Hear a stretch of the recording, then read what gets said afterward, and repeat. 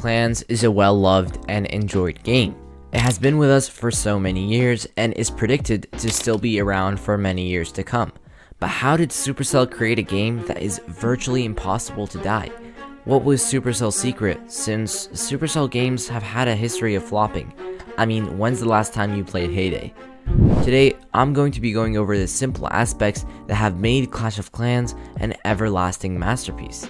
To start off, Clash of Clans has always been a game revolving around a simple concept. You start an account, defend against the goblins, build your village, and counterattack. And that's pretty much all there was to the game, and that's all there is today, with a few add-ons however that improve the gameplay but don't really change it. Clash of Clans was always a game that had such an ingenious idea, and the developer team knew exactly not how to change the concept, but rather to build around it. Adding things like clan wars, clan games, the builder base, the clan capital, and so much more without really altering the foundational gameplay that the game has. Many new players joined, learned the mechanics, and were hooked ever since. It's the simplicity that drew new players in, and it's the simplicity that will keep them playing. Comparing Clash of Clans to many of its rival games nowadays, one of the strongest aspects that strays the game away from failure is its basic complexion and how simple it is for anyone to pick up the game. This concept led Clash of Clans to be the #1 lead grossing mobile game for so long. Keeping the Clash of Clans format simple and neat not only guaranteed more players, but also brought a lot more dedicated consumers. See, before I go any further, I have to mention the Clash effect. The Clash effect is the feeling you get when you upgrade to a new town hall, whenever you get a War 3-star, or when you unlock a new hero skin or equipment. This Clash effect is meant to train your brain onto long-term satisfaction rather than short-term entertainment. This is something that goes unnoticed day by day when Clashers are playing the game, and I believe that it's because of this effect that Clash of Clans has been so successful and will continue to thrive within the next few years. Aside the simplicity as talked about before, the Clash effect lures in new players and transforms them into dedicated consumer fans. The Supercell team knew that they had to create an idle game that would take your ordinary player and almost create a mandatory bond between them and the game. Not in a bad way, but that is kind of how this effect works. It's why Clash of Clans has been able to generate such a player base, racking up 500 million game downloads and over 1.87 million active users. Expanding a little bit on the player base, you have to take into account the amount of things that Clash of Clans does to interact with its community that no other similar mobile game really does. Supercell goes out of their way to create tournaments and live events for all of their games, including Clash of Clans. Also, Clash of Clans runs several Discord servers and has an active Reddit community of over 600,000 loyal members. Having this player-to-developer connection for a simple game like Clash of Clans may seem a little over the top to some players. However, it's actually a great way to introduce fan-inspired creations into the game that will help it thrive a lot more. Additionally, Clash of Clans has a very cool creator program that allows creators to learn expertise whilst giving back to the community.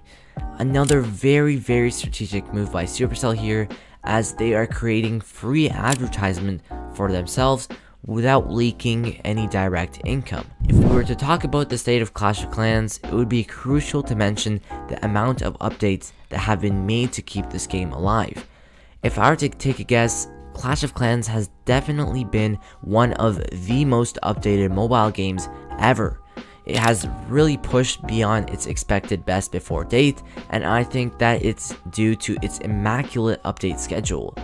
The game has grown so much over the years, introducing its players to new town halls, features, villages, districts, cosmetics, and so much more. The developer team has well and truly put in their best efforts for every update, not only including new content, but incorporating quality of life changes that the community has suggested as mentioned before.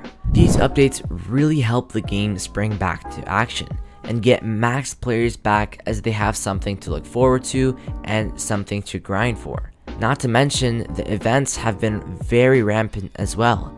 We have seen over the years the introduction of these new challenge type events that allow players to farm for a new limited time resource to obtain special equipment, decorations, and cosmetics. Things like the Mashup Madness event, the Cookie Rumble event, and the Team Trees and Team Seas event have been some of the coolest events, bringing in a lot of revenue for the company and attracting a lot of new players to the game. Another neat aspect about Clash of Clans was its prices. Clash of Clans was strictly made as a game for dedicated players rather than selfish spenders. Hence, the game was created free-to-play friendly, allowing many free-to-play players to actually enjoy their time playing their game, progressing throughout all the town halls, joining clans, and just really being an active player.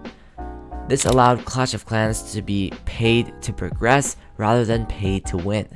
This has always been a positive feature that, let's just say, isn't really seen in all of Supercell games. Having the opportunity to host the platform to both players that choose not to spend money and players who leak spendage a little is an amazing way to accommodate both sides of the party, as it makes sure that the free-to-play players will never be disappointed that others who spend a little money will always be one step ahead, or that there might be a random paywall that allows you to access certain necessary features that without will lose you the game.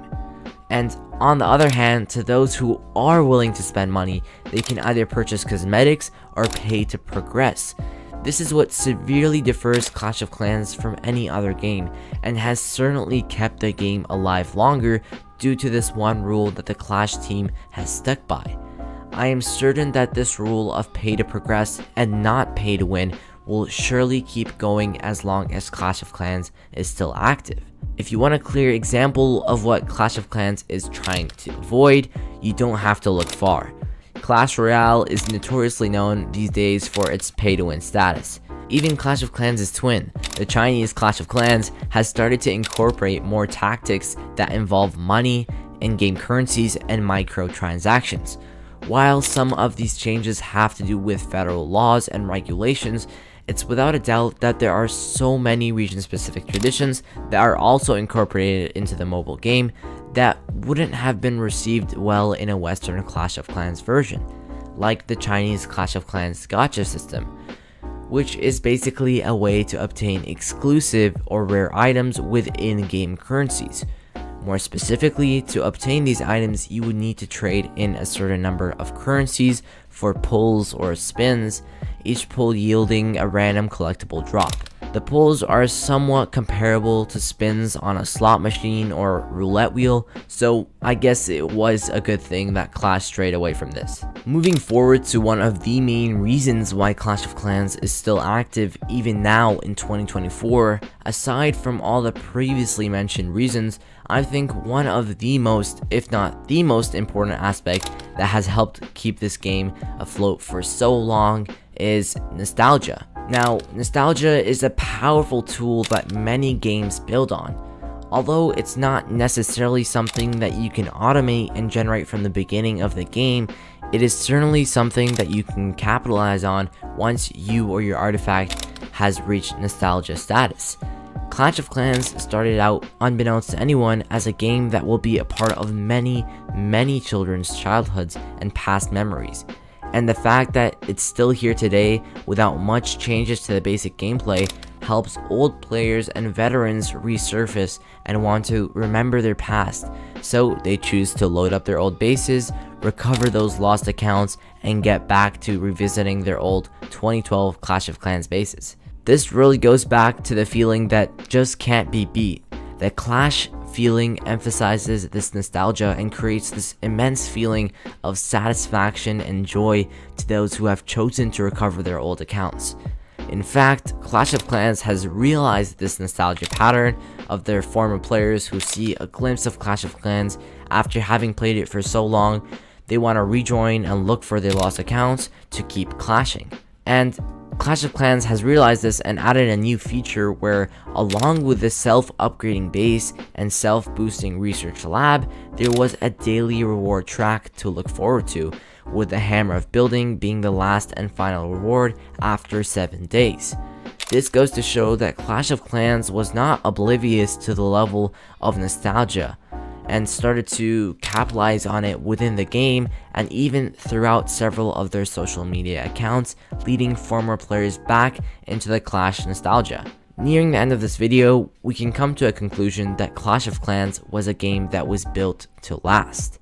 With its unique concept, simple game design, and added features, the game was meant to create lasting impacts on players for them to return later on in the future, whilst creating hardcore dedicated players and still being open to newbies as well, showcasing the absolute mastery that Clash of Clans is. One of the most delicate games that we have just proven even time cannot really bring it down. I hope you guys really enjoyed this video. It took a while to make, so I would really appreciate it if you showed it some love. On the contrary, if I did miss out on anything, please let me know down below in the comments. I'll try to respond to all of you guys. That's it for now. Peace out and take care.